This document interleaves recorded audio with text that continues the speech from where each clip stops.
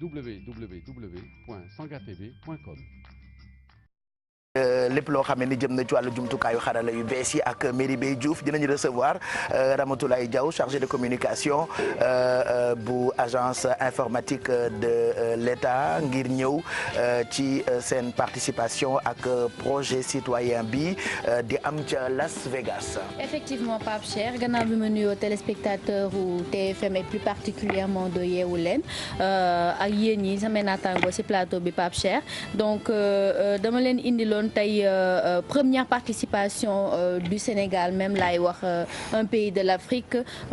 au Consumer Electronic Show di CES 2018 bi nga xamante ne ni c'était la 51e édition à Las Vegas donc pour une première participation ñu noté Pape Cheikh que ne le bilan est satisfaisant pour la délégation sénégalaise gi nga xamante ne agence de l'ADIE agence de l'informatique de l'État moo ko dirigé donc cet événement a eu lieu du 9 au 12 janvier 2018 benn salon mondial la boo xamante ne ni c'est porté sur l'innovation boo xamante ne benn vitrine la boo xamante ne ni délégation sénégalaise da ci profiter pour mën a communiquer sur les projets des start-up et Pape Cheikh am na benn vidéo bu ñu indi boo xamante ne ni Las Vegas lañ ko tourné ñu seetaan ko daal di dalal suñu invité.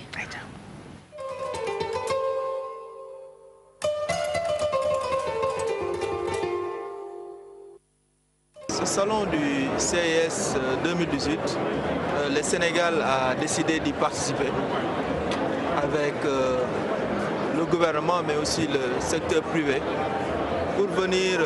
vraiment à ce rendez-vous mondial des technologies de l'information et de la communication. Je pense qu'ici, on a vu ce qui se fait de mieux dans le monde dans le numérique et je pense qu'il était de notre devoir et de notre responsabilité si nous voulons vraiment que le numérique soit un fondement de l'émergence de notre pays, que nous soyons à ce rendez-vous. C'est une première et je pense que ça a été véritablement un très bon choix. Et aussi, on espère surtout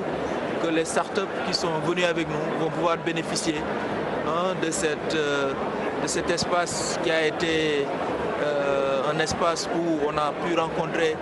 énormément d'entreprises, de multinationales, mais aussi d'autres startups qui sont dans le monde et on a pu se frotter à de la bonne qualité en matière de numérique. Je vois qu'en 2018, les Smart Cities ont vraiment été bien représentées. Il y a beaucoup de multinationales qui ont des solutions aujourd'hui implémentables dans nos pays. Et ces solutions vont pouvoir améliorer la qualité de la vie des Sénégalais. Je pense que l'Afrique, le Sénégal en particulier, va pouvoir prendre des raccourcis dans ce domaine. On peut aujourd'hui implémenter des solutions avec l'IoT, l'Internet des objets, pour pouvoir améliorer notre agriculture, pour pouvoir améliorer notre industrie, pour pouvoir améliorer tous nos secteurs d'activité. C'est cela l'objectif en tout cas que nous avons eu en visitant tous ces stands qui parlent des Smart Cities et on espère pouvoir nouer des partenariats à partir d'ici qui pourront être concrétisés là-bas à Dakar pour le bénéfice de notre pays. Pour cette première édition, nous avons eu le privilège et la chance d'avoir l'ADIE qui s'est mise en avant pour pouvoir porter la délégation sénégalaise, venir à cette importante manifestation. Comme vous avez pu le voir, le nombre de personnes qui s'intéressent au stand du Sénégal, au pavillon du Sénégal, de toute nationalité, de toute culture, est la preuve que c'est un rendez-vous qu'il ne fallait pas manquer, non seulement pour honorer notre pays, honorer l'Afrique, mais sur le plan pratique également, montrer ce que nous avons à vendre et surtout pouvoir regarder la marche du monde à travers les technologies innovantes qui sont mises en avant ici. Dans ce salon, nous avons présenté un concept de recherche avancée qui s'appelle Orbus Sign, donc qui est une signature basée sur l'identification vocale. Ça veut dire que vous pouvez aujourd'hui faire une transaction électronique certifiée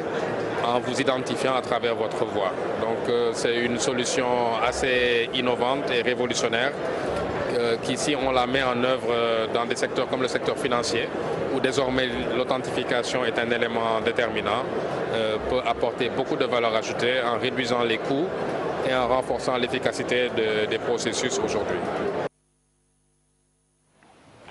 mu ngi xewee Las Vegas. waaw Las Vegas la xewee woon Pape Cheikh.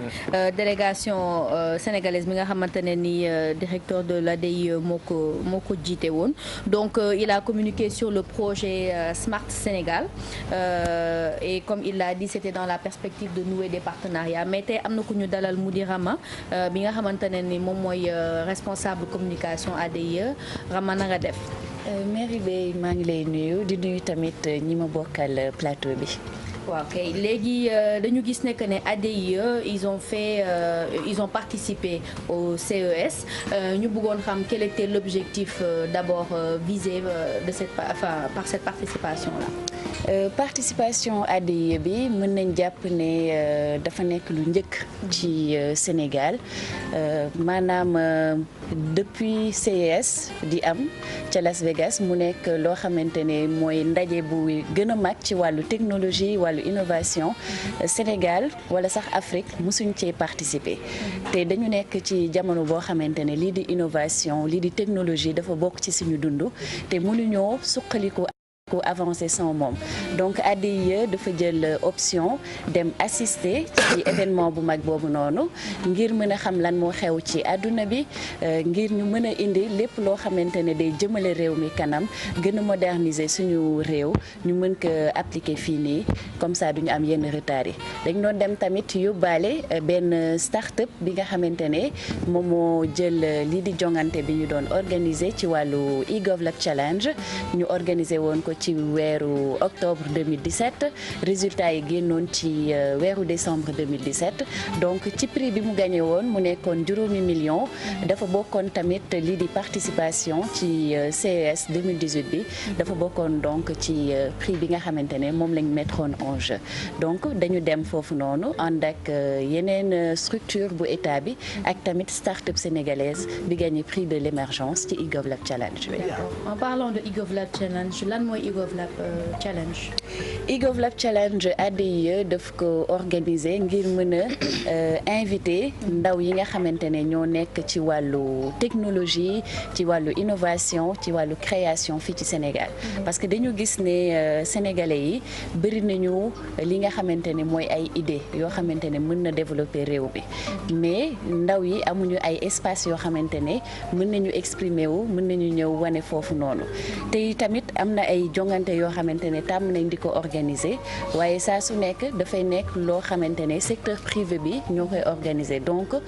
duñu mën a indi ay tontu ci li nga xamante ne mooy problématique yu jëm ci wàllu administration te ADIE mission mooy moderniser administration saa su nekk dañuy defar ay application ay solution ngir mën a implémenter li di technologie bi ci biir administration bi ci loolu tamit dañu bëggoon donc ndaw yi ñëw fekk si ñu fi ngir mën a indi ñoom tamit seeni xalaat te tamit citoyens yi comme ñoom ñooy nekk di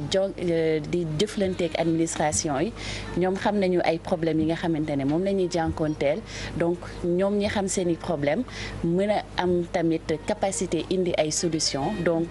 mën nañu ñëw ñu bokk ci liggéey bi looloo waraloon donc ñu organiser eGovLab Challenge def lu toll ci juróom benn thème yoo xamante ne ay secteur porteur ci wàllu plan Sénégal émergent la mu jëm ci wàllu agriculture ci wàllu sécurité publique ci wàllu ville intelligente maanaam smart city wàllu éducation ak tamit environnement maanaam thème yooyu noonu la ñu lancé woon ngir ñu invité ndaw yi ñu indi seen xalaat ngir mën a indi ay solutions yoo xam ne administration bi bu ñu ko appliqué dina gën a yemb. jërëjëf donc si projet Smart Sénégal boobu lay des dañu gis ne que daf ñu am ay composantes comme genre ville sûre soucieuse santé digitale éducation digitale léegi ADIE ak délégation par rapport à ça lan la ñu jëlee si CES boobu et donc lan mooy nekk perspective yi.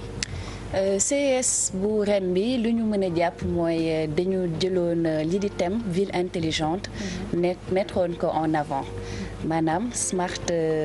cities yi te Sénégal dafa am projet bu am solo muy di Smart Sénégal njiitu réew mi dénk ko agence de l'informatique de l'État ngir mu doxal ko donc lii di CES 2018 bu Las Vegas bi nekkoon na benn opportunité pour ñun pour ñu mën a dem xool ci wàllu àdduna bi lan mooy les dernières innovations ci wàllu smart city donc bañ fa demee gis nañu ay solutions ay applications yu bëri yoo xamante ne yenn yi buñ ko indee fii ci Sénégal ñu adapté ko ak suñuy réalité dinañ ko mën a donc dugal ci wàllu réalisation projet Smart Sénégal boobu noonu biñ demee tamit am nañ ay contacts yu ñu noué tamit di yaakaar ne loolu noonu dina jur ay partenariat ngir ñu mën a réaliser projet bi. incha allah jërëjëf Rama merci pour ce déplacement bi Pape Cheikh. donc tey jii nii loolu lañ leen indi loon la première participation du Sénégal avec à la tête de la délégation l'ADIE à la 51e édition du Consumer Electronic Show tey jii nii loolu lañ leen indi loon. très bien donc ñu ngi lay gërëm bu baax Ramatoulaye Diaw yaa yore communication agence boobule mais lan mooy rôle am fii Sénégal di xool taxawaayu état wu Sénégal di ko dugal ci jumtukaayu xarala yi noonu lañ ko mën a comprendre ou pas. luñ ko mën a comprendre moo di agence bi nga xamante ne moom mooy gunge administration bi. ngir ñu mën a dem ci wàllu modernisation. ñu dugal lépp loo xamante ne mooy technologie ci administration bi ngir administration bi service bi muy rendre citoyen bi gën a gaaw gën a efficace ba pare voilà affaire bi yëpp mën a indi li nga xamante ne moo di développement. ñoom seen ay site internet ak seen i application ak ñoom seen yëpp yéen a koy toppatoo. waaw yemul rek ci site internet ak ay application am na ay solutions yu bëri par exemple biir administration bi. nu ñuy def ba par exemple lii di traitement courrier bi gaaw parce que dañuy jàpp ne administration dafa am ay lenteur yu bëri en général. donc am na ay solutions yoo xamante ne indi nañ ko ci administration bi. ñu indi ko li nga xamante ne tamit mooy fibre optique bi. ADIE indi na ko connecté lépp loo xamante ne moo di bâtiment administratif à travers tout le territoire national. ak i tamit yeneen projet par exemple le projet Smart Sénégal le projet PAMA ak le projet de dématérialisation parce que dañu nekk ci jamono boo xamante ne maintenant pour que lépp mën a efficace vraiment il faut que ñu def lii di dématérialisation wàññi waale tamit facture téléphonique de l'État bi parce que dañuy jox aux agents de l'État ay téléphone jox leen ay connexion loo xamante ne bu ñuy communiquer duñu soxla di utiliser ay téléphone di fay ay factures yu cher noonu donc ADIE rôle am na solo loolu ci wàllu administration bi ak ci wàllu efficience ak performance. voilà intéressant en tout cas ñu ngi lay gërëm bu baax Ramatoulaye Diaw donc chargé de communication agence de l'informatique de l'État di ADIE moom la mairie bay jàkkaar loolu tey ci jumtukaayu xarala yu bees yi c'est cool parce que monde àdduna moom buy dox nga dox ak moom mooy li gën donc plus besoin de déposer courrier fii jënd timbre pare dem toog xaar sax ngay bouger mën nga toog sa kër nga def say démarche yónnee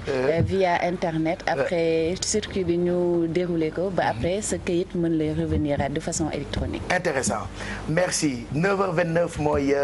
doog a jot Alfi ci